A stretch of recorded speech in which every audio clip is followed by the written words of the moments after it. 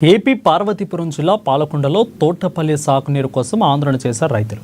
పాలకొండ, వీరంఘట్టం, అదేవిధంగా జియమ్మ వలస ప్రాంత మండలాల్లో దాదాపు 8,550 ఎకరాలు సాగు భూములకు నీరు అందడం లేదని అన్నారు.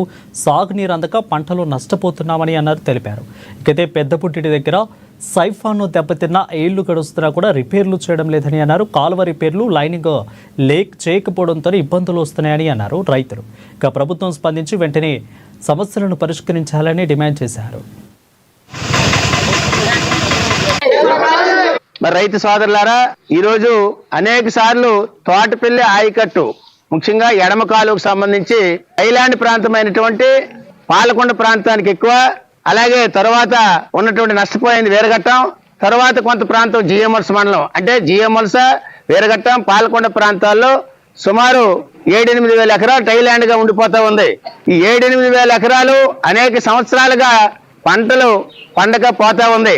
అంటే రైతాంగం కూడా పెట్టుబడి పెట్టిన తర్వాత చేతికొచ్చే టైం అప్పుడు వరి చేనంతా కూడా చనిపోతా ఉంది, పంటలన్నీ పోతా ఉన్నాయి.